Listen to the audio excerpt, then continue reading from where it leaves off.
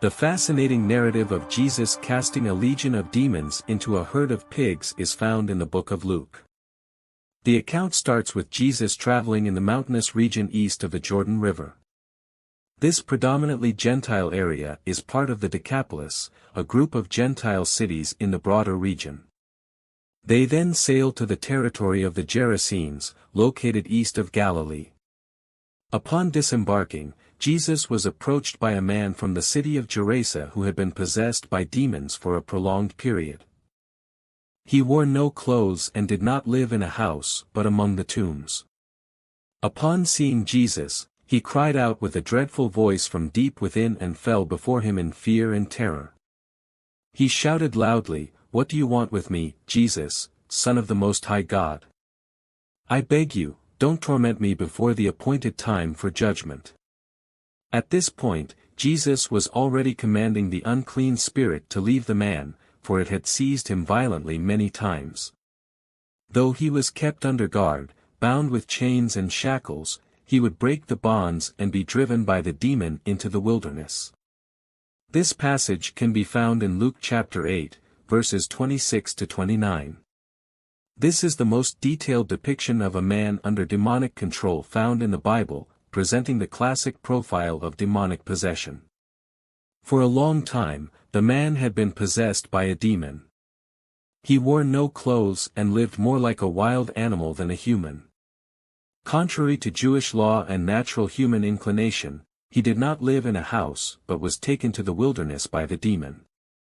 The man continued to dwell among the tombs, among decay and death. He possessed supernatural strength, breaking his restraints. He was tormented to the point of self-harm, as described in Mark chapter 5, verse 5. Night and day, he constantly cried out among the tombs and in the mountains, injuring himself with sharp stones. His strength was uncontrollable, as he was often bound with chains on his feet, yet he tore them apart and broke the shackles into pieces, and no one was strong enough to subdue and tame him, as noted in Mark chapter 5, verse 4. This individual used to be a resident of the village along with other inhabitants. However, due to his erratic and wild behavior, people concluded that he was possessed by a demon.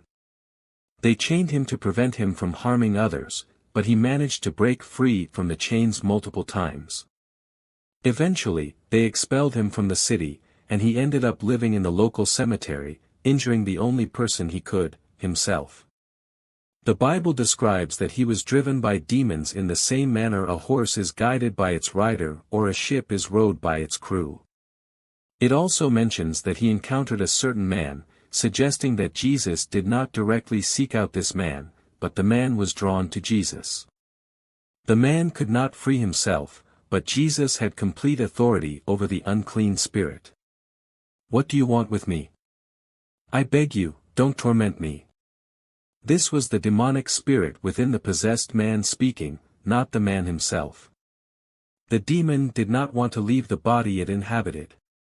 Demonic possession occurs when a demonic spirit resides in a human body and sometimes asserts its own personality through the host body's personality. Although demonic possession is a reality in today's world, we must be cautious not to ignore the problem nor place excessive emphasis on supposed demonic activity.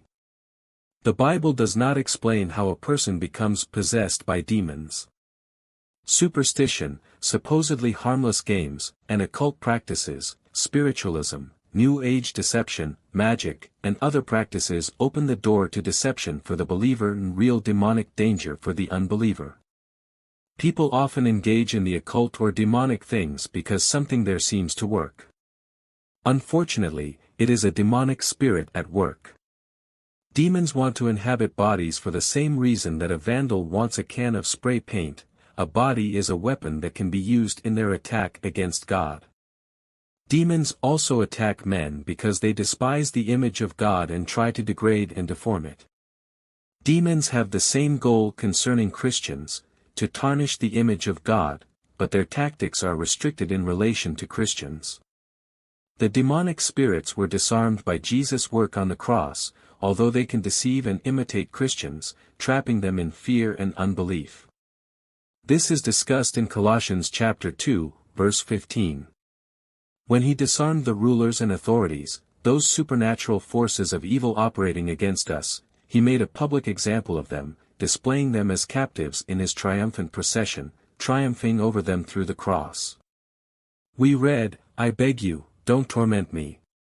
This was an ironic observation because the man was frequently afflicted by the demons, dominating him in body, mind, and soul, but he thought Jesus could torment him. This part of the story can be found in Luke chapter 8, verses 30 to 33. Then Jesus asked him, "What is your name?" And he replied, "Legion," because many demons had entered him. They continually begged him not to order them to go into the abyss. A large herd of pigs was feeding on the hillside. The demons begged Jesus to let them enter the pigs, and he gave them permission. Then the demons came out of the man and entered the pigs, and the herd rushed down the steep bank into the lake and drowned. What is your name? To gain authority over the demon and free the possessed person, Jewish exorcists of the time needed to know the demon's name. However, Jesus did not use the name he learned in this exchange.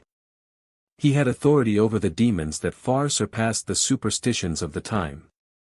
Jesus probably asked the demon's name to understand the full extent of the problem, knowing that the man was filled with many demons, not just one. A Roman legion typically consisted of 6,000 men, suggesting the man was possessed by a large number of them. They begged him not to order them into the abyss. The demons that inhabited this man did not want to be imprisoned in the abyss, which is the bottomless pit described in Revelation chapter 9, verse 11. It is apparently a place of imprisonment for certain demonic spirits. Revelation chapter 9, verse 11 states, "They have as king over them the angel of the abyss. His name in Hebrew is Abaddon, destruction, and in Greek he is called Apollyon, destroyer." These demons did not want to become inactive. Although it is another hell for the devil to be idle or otherwise occupied with evil, the demons left the man and entered the pigs. The idea that demons can inhabit animal bodies may seem strange, but this concept is also shown in Genesis chapter 3. It was also appropriate for these demons to be cast into pigs. Note that demons cannot even afflict pigs without God's permission. As a demon cannot enter even pigs without being sent by God, how small is their malicious power to be feared by those who have God as their protector and shield. Satan would rather afflict pigs than do no harm at all. He is so addicted to evil that he would work it even in animals if he could not do it in men. Jesus allowed this because the moment of the full demonstration of his authority over demons had not yet come. This would happen on the cross. In Colossians chapter 2, verse 15, it says, "On the cross, Jesus disarmed the demons in their attack on believers. He made a public spectacle of their defeat and triumphed over them in his work on the cross." The demonic spirits caused the herd of pigs to act erratically, making them run uncontrollably down the steep slopes toward the lake, where they eventually drowned. This demonstrated the destructive power of the spirits, like their commander Satan, whose goal is to steal, kill, and destroy everything in his path. As stated in John chapter 10, verse 10, "The thief comes only to steal, kill, and destroy. I have come that they may have life and have it to the full." This showed the true intention of these demons. They wanted to destroy the man just as they destroyed the pigs. Some think this was unfair to the owner of the pigs, but the pig owners lost their property and learned how much Jesus valued the man's life more than a herd. This incident can be found in Luke chapter 8, verses 34 to 37. When the shepherds saw what happened, they fled and told the city and the countryside. The people came out to see what happened. They came to Jesus and found the man from whom the demons had come out, sitting at Jesus' feet, dressed and in his right mind, mentally healthy, and they were afraid. Those who had seen it told the people how the demon-possessed man had been cured. Then all the people of the region of the Gerasenes and the surrounding district asked Jesus to leave because they were overcome with fear. So Jesus got into the boat and returned to the west side of the Sea of Galilee. They were afraid and taken with great fear. They were more afraid of a liberated man than a possessed man. They were terrified to see the man in his right mind, sitting at Jesus' feet. They were unsure what to do. According to their superstitions, the demon should have the advantage over Jesus, but it did not. They had difficulty accepting this, so the whole crowd asked Jesus to leave. It seemed they did not care to have this possessed man tormented among them but cared to have Jesus around, so they asked him to leave, and he did. The work that Jesus did had gathered the whole crowd, and they all came together to talk and meet with Jesus. However, this was not a positive development at all. Here was an opportunity for this crowd to become followers of Jesus and declare themselves on his side, but they rejected him instead. Jesus came into the region to free a man from demonic possession, and now the people rejected him and wanted him to leave. Yet the man from whom the demons had come out begged to go with Jesus, but Jesus sent him away, saying, "Return home and tell how much God has done for you." So the man went away and told all over the town how much Jesus had done for him. It was wrong for the people of Gerasa to ask Jesus to leave, but it was not wrong for Jesus to leave. He would not stay where he was not wanted. Jesus will be gone at your request, and when you wish him gone, it is not long before you actually lack his presence and thus cannot find him. Even if you seek him in your distress and fear, he will not be found. Spurgeon. The man begged to go with Jesus. The man from whom the demons had come out. We see in him the man free from demonic possession, but we also see the common impulse to want to be near Jesus, who freed him. Jesus told the man to stay because the man now had a job to do, to be a witness of Jesus' power, especially among the Gentiles.